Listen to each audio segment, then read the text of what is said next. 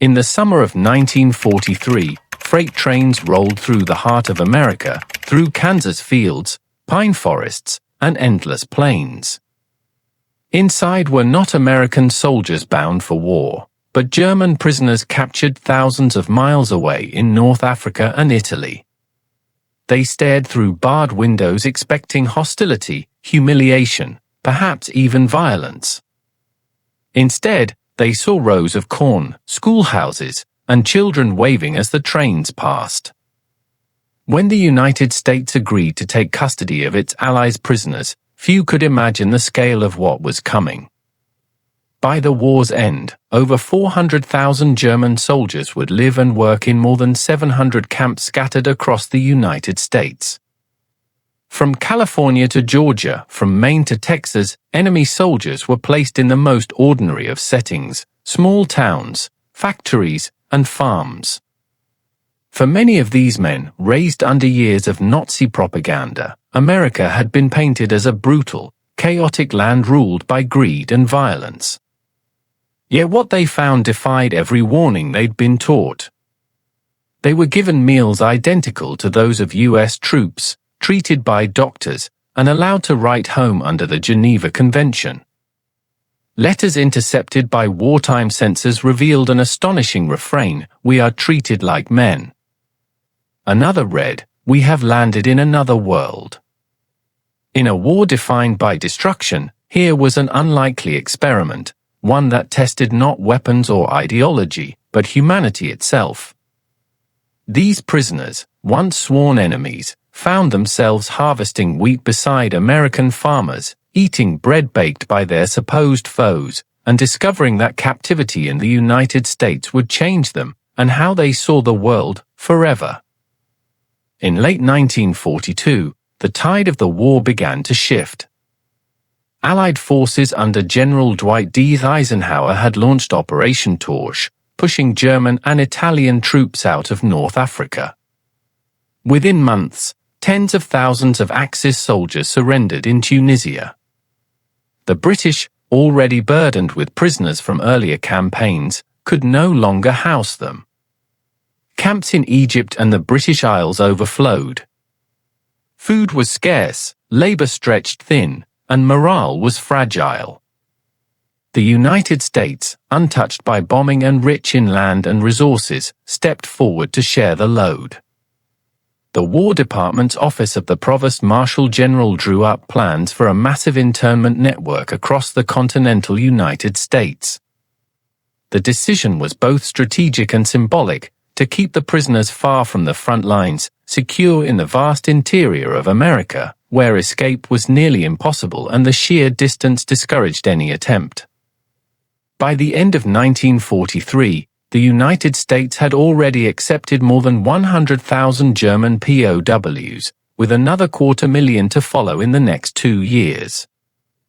The army built camps on the edges of small towns, near railway lines and farmland, from Camp Swift in Texas to Camp McCoy in Wisconsin, and from Fort Robinson in Nebraska to Camp Clinton in Mississippi. Each camp could hold several thousand men, surrounded by barbed wire fences and wooden guard towers. Yet compared to the conditions on the front, they were almost pastoral. Prisoners were issued clothing, blankets, soap, and 3 full meals a day. Even the menu, standardized by the Army Quartermaster Corps, reflected a peculiar irony. The rations provided to German POWs were sometimes more generous than what civilian Americans could find in grocery stores during rationing. But this humane treatment wasn't born purely of kindness. It was a matter of law, strategy, and calculation. The 1929 Geneva Convention on the Treatment of Prisoners of War obligated all signatories to maintain humane conditions for captured soldiers. American leaders, particularly General Allen Gullion, the Provost Marshal General, saw compliance not just as duty, but as diplomacy. By treating German captives well, they hoped Axis powers might reciprocate for captured American soldiers languishing in Europe. Furthermore, officials realized that discipline came easier when dignity was preserved. Men who were fed, occupied, and respected caused fewer problems. Discontented prisoners required larger guards, more resources, and constant oversight. Humane policy was, in its own way, efficient military management. The U.S. Army's Training Manual TM 19-500, issued in 1944, codified the approach: prisoners are to be treated as soldiers, not criminals. That phrase defined the entire enterprise. It established that the war was not a campaign of extermination, but a contest between armies, one that demanded restraint even in victory. As the camps expanded, so too did the logistical challenges. The War Department coordinated with the War Manpower Commission and the Department of Agriculture to solve another growing crisis: the labor shortage at home. With millions of American men overseas and domestic industries at full tilt, crops rotted in fields, factories slowed, and timber operations stalled. Rural America was desperate for hands, and tens of thousands of able-bodied prisoners stood idle behind fences.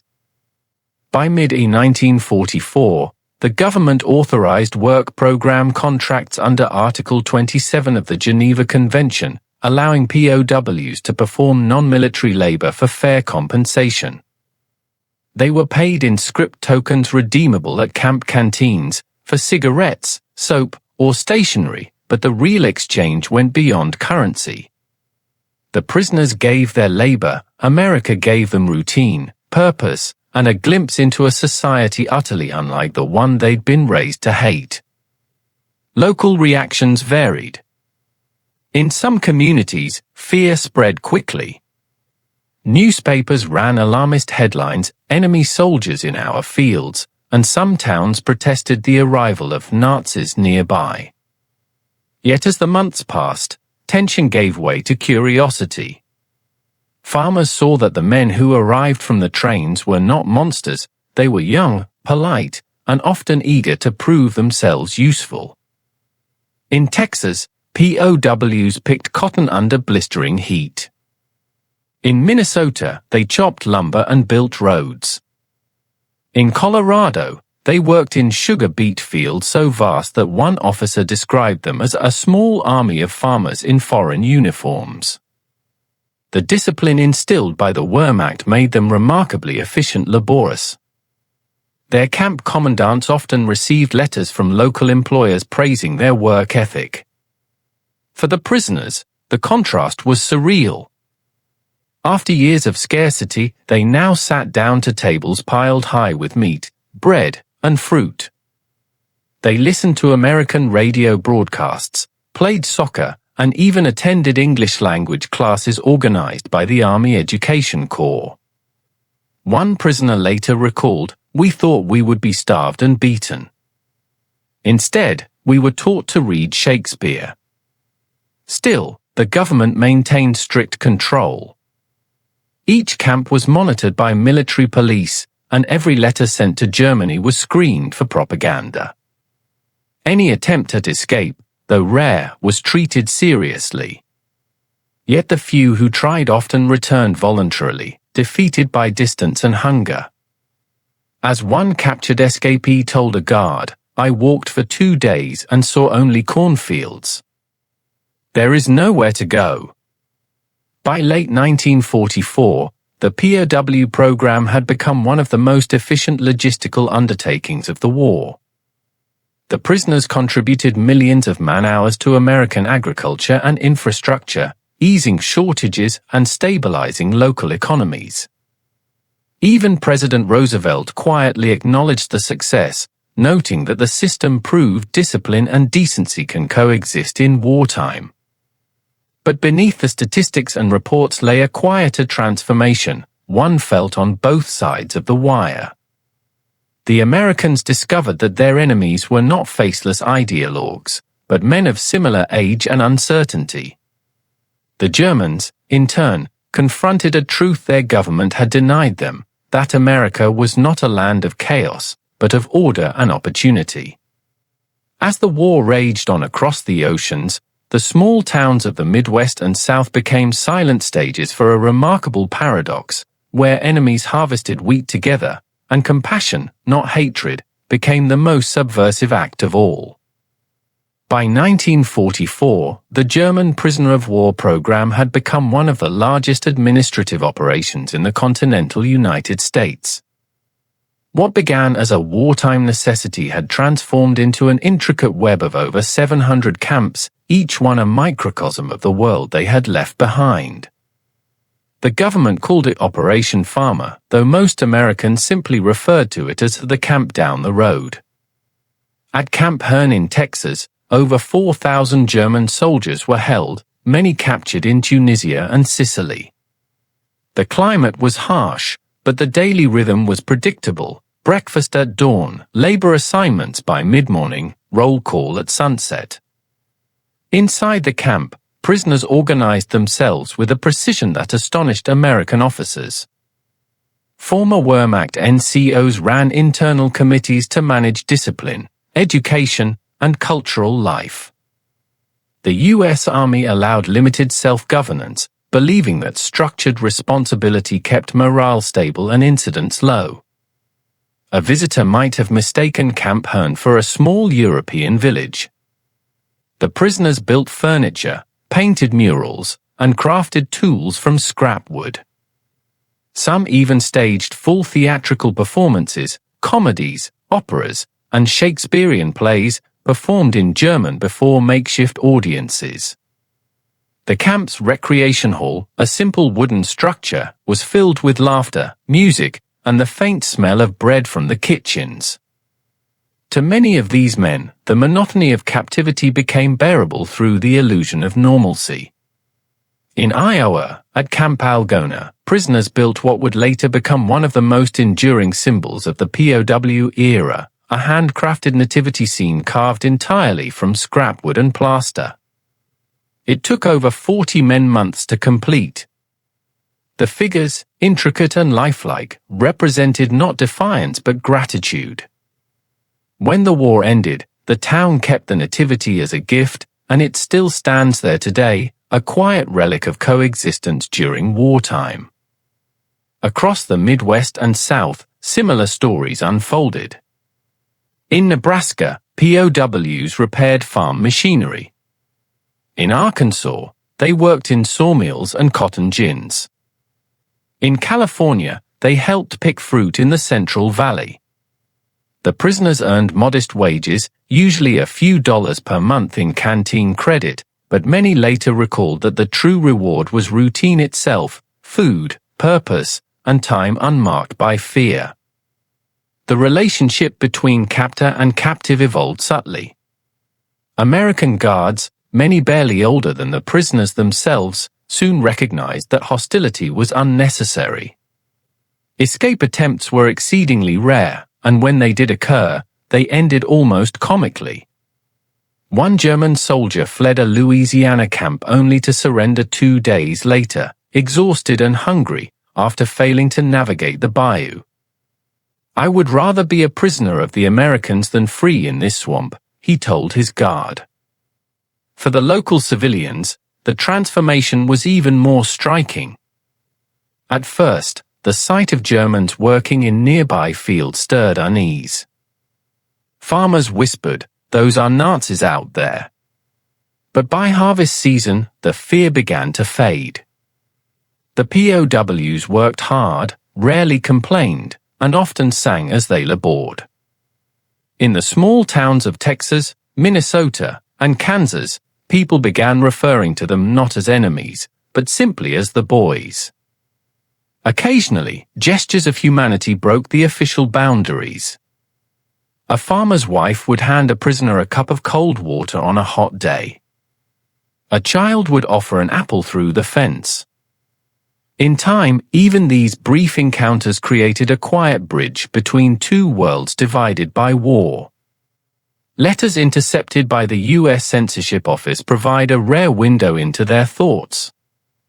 One POW wrote home, "They treat us as though we were guests, not prisoners. The people are friendly, even when they know who we are." Another confessed, I came here full of hatred. Now I do not know what to think. The government discouraged fraternization, but it was impossible to police kindness. As one American sergeant later recalled, we didn't see them as the enemy anymore. They were just men trying to get through the war, same as us. Within the barbed wire, a quiet revelation took shape, that war could strip away illusions faster than any propaganda.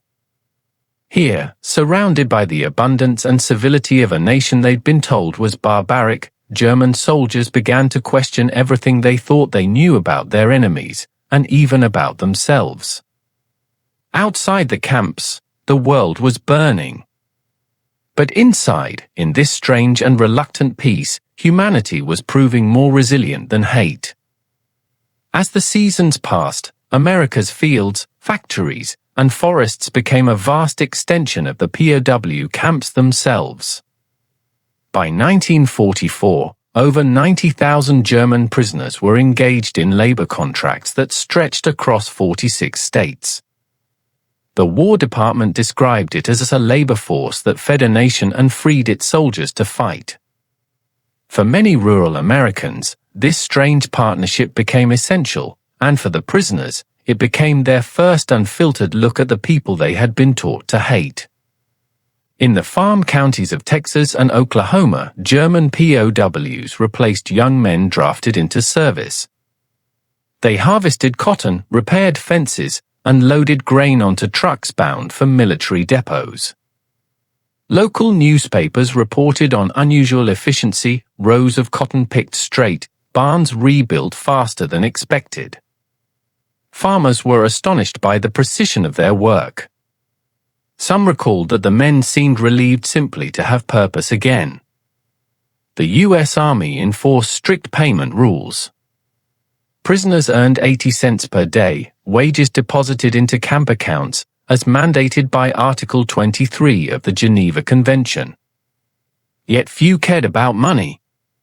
For men who had survived bombings, frostbite, and hunger, life inside an American work program felt almost unreal.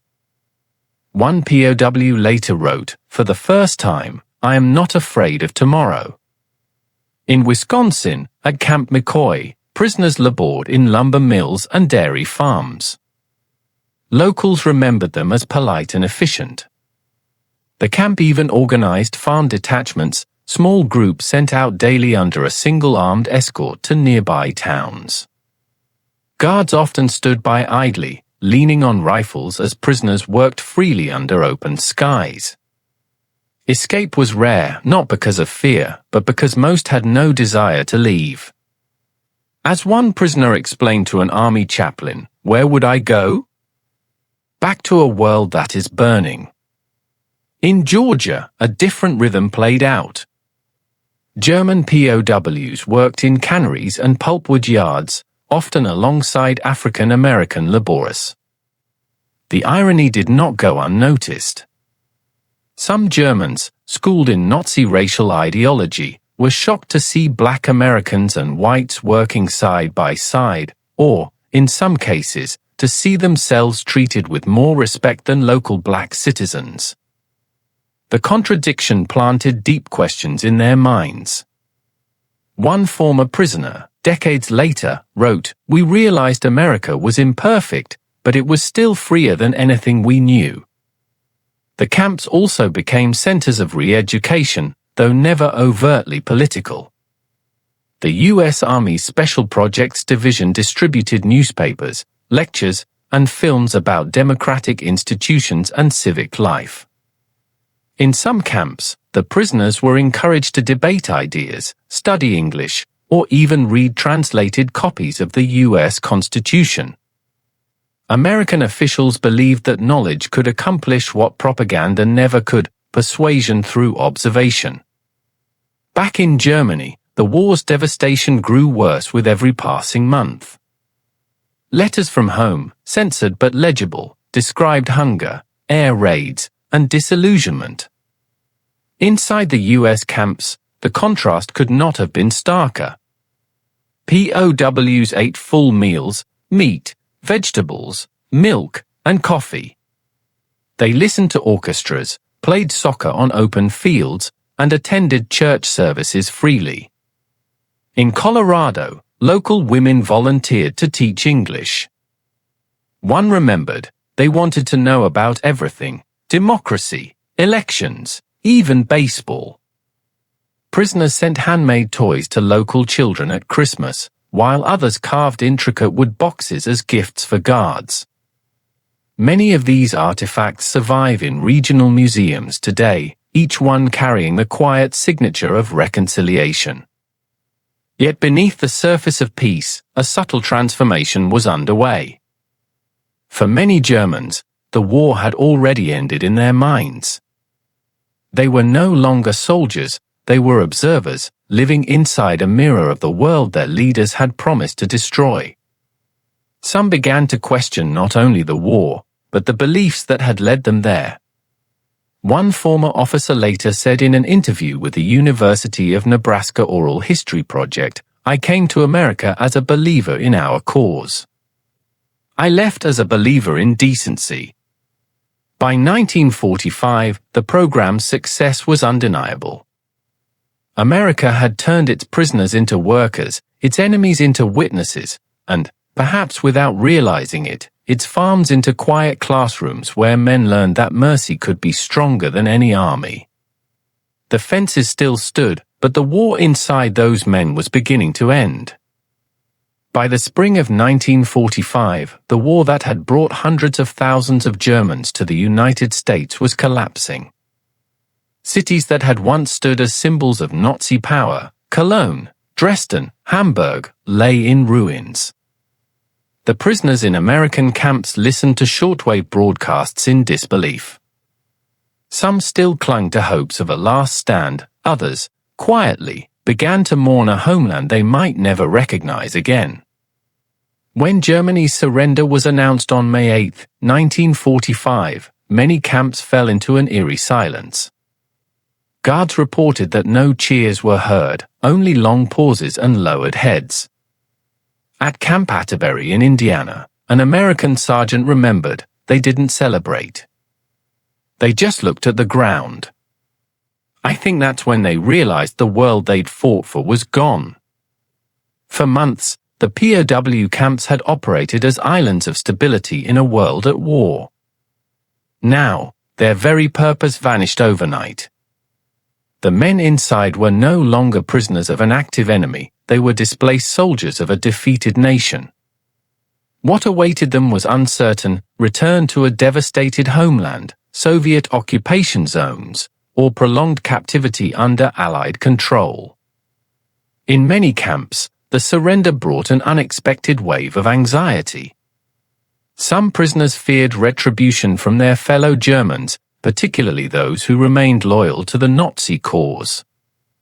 Inside certain compounds, tensions rose between hardline nationalists and men who had come to question everything. American officers reported that ideological divisions deepened sharply after the surrender. Those still devoted to Hitler formed clandestine loyalty groups, intimidating others and vandalizing camp facilities. To prevent violence, the U.S. Army began separating prisoners into categories: ardent, moderate, and re-educated. The most defiant were transferred to high-security sites like Fort Devens in Massachusetts, while others, particularly those who had shown cooperation, remained on work details. For many, these weeks became a personal reckoning.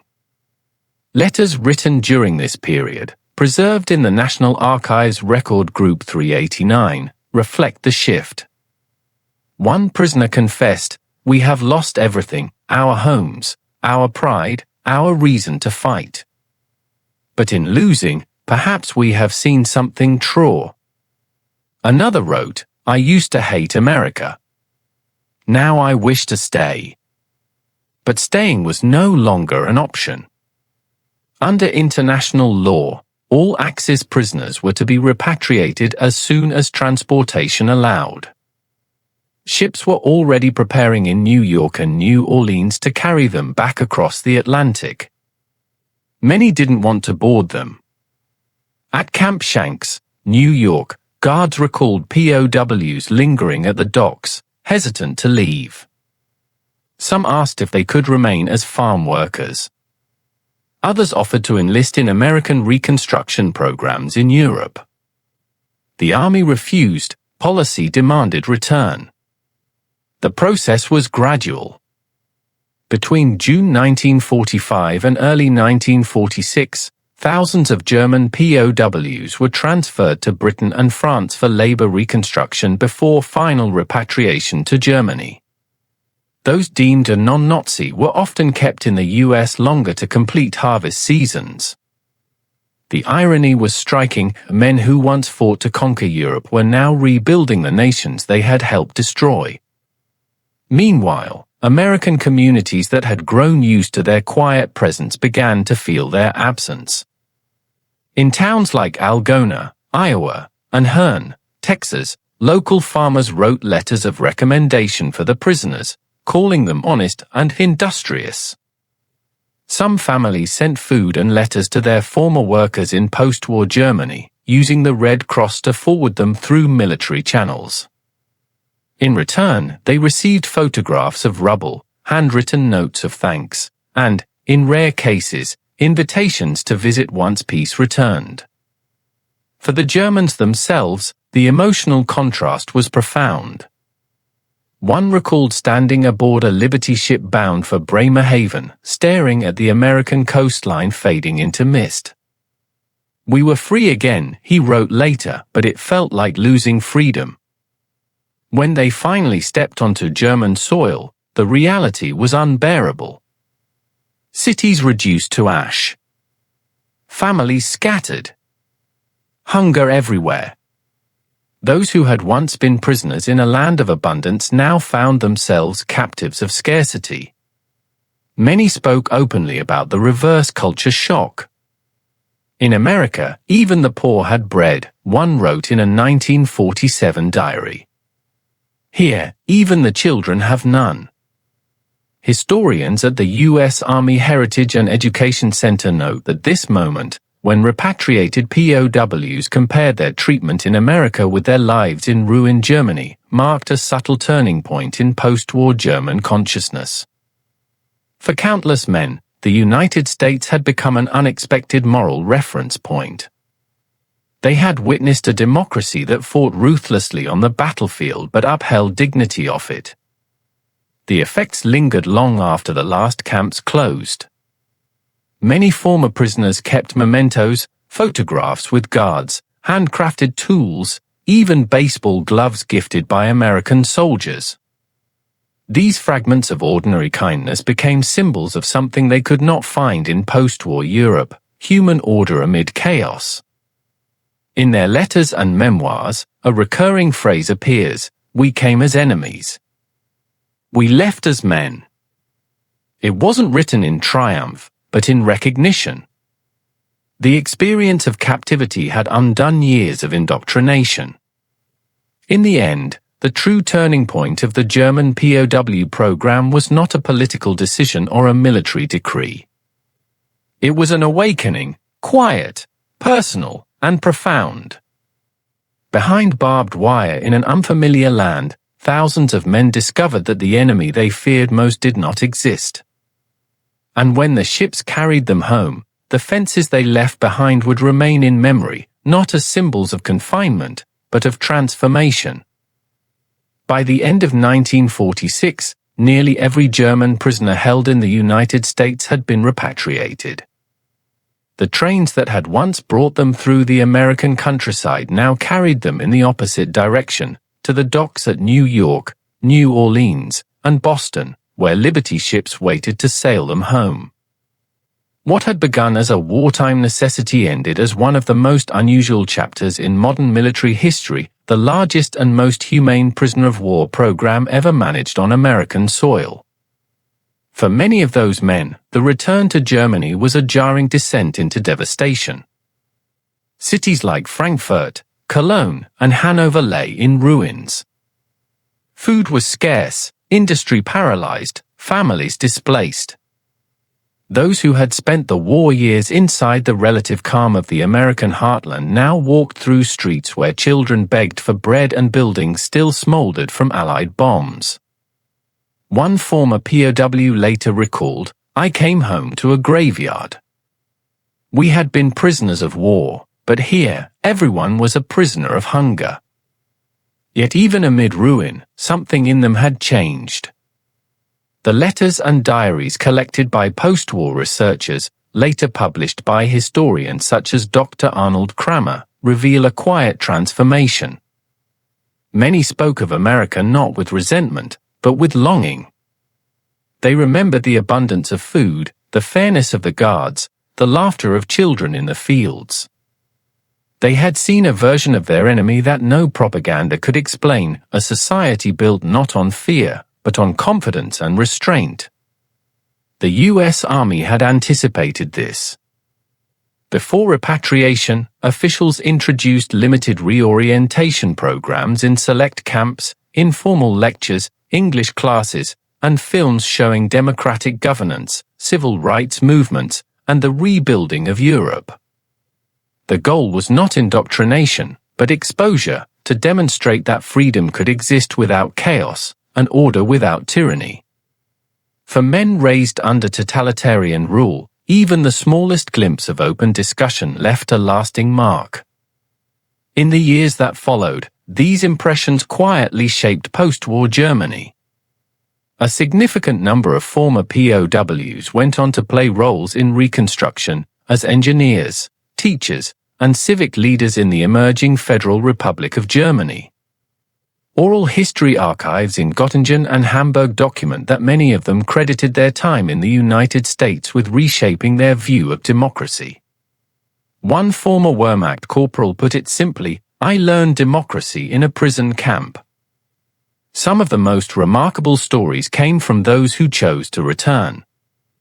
Between 1948 and 1955, dozens of former prisoners immigrated back to America under the Displaced Persons Act, sponsored by farmers and employers who remembered their discipline and honesty. They built new lives in the very towns where they had once labored in captivity. In places like Algona, Iowa, and Mexia, Texas, these men reappeared not as prisoners, but as neighbors. For the United States, the POW experience became an understated moral victory.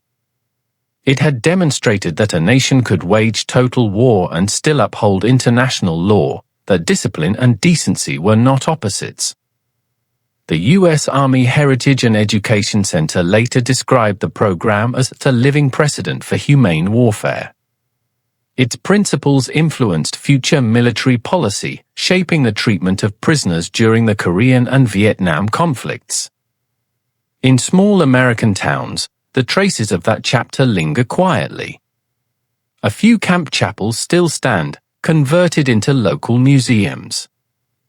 Hand-carved gifts, boxes, tools, and wooden sculptures rest in glass cases. Each artifact tells the same story of men who arrived as enemies and left as something more complex, witnesses to humanity in the midst of war. By the time the last camp closed, both sides had been changed. For the Americans, the experiment had reaffirmed faith in their own ideals. For the Germans, it had revealed that dignity was not defeated alongside their armies. And long after the fences fell, the memory of those years remained not as a story of captivity, but of understanding, a rare moment in history when compassion quietly triumphed over vengeance. In the vast history of World War II, the story of the German prisoners in America rarely appears in textbooks. It left no battlefield, no victory parade, and no monuments of triumph. Yet its quiet legacy may be one of the most revealing portraits of what the war truly tested, not only the strength of nations, but the endurance of decency itself. For 4 years, across more than 700 camps, a strange balance existed. Behind barbed wire, enemy soldiers lived among the very people they had been told were monsters. They worked side by side with farmers, shared coffee with guards, and wrote letters that described the United States not as a prison, but as a paradox, a land where their captors fed them well, allowed them to pray, and treated them as human beings. Many of those men carried that contradiction home. They had seen that the enemy was not a nation, but an idea, the idea that compassion and strength could not coexist. When the war ended, the lessons they had learned inside those fences became seeds for something larger. In the years of rebuilding, as Germany sought to redefine itself, countless former POWs would speak of fairness, of order without cruelty, of discipline without fear. These memories, born in captivity, helped shape a generation determined never to follow blind hatred again. For the Americans who had guarded them, the experience was equally humbling. The soldiers who once watched the fences came to understand that the real victory was not in conquest, but in restraint. They had learned that even in war, morality could be a weapon, one that needed no trigger, only conviction. Today, the remnants of those camps are almost gone. The barracks have been dismantled, the fields replanted, the fences rusted away. But in towns like Algona, Herne, and McCoy, the stories persist, told by families who remember the day when the enemy helped bring in the harvest, or when a German soldier carved a wooden toy for a farmer's child. History often recalls the grand strategies, the generals, and the nations that rose and fell. Yet hidden within its quiet corners are the moments that measure civilization itself, the choices made when no one was watching, when power could have been abused but wasn't. The German prisoners who came to America expected punishment and found understanding. The Americans who received them expected danger and found humanity.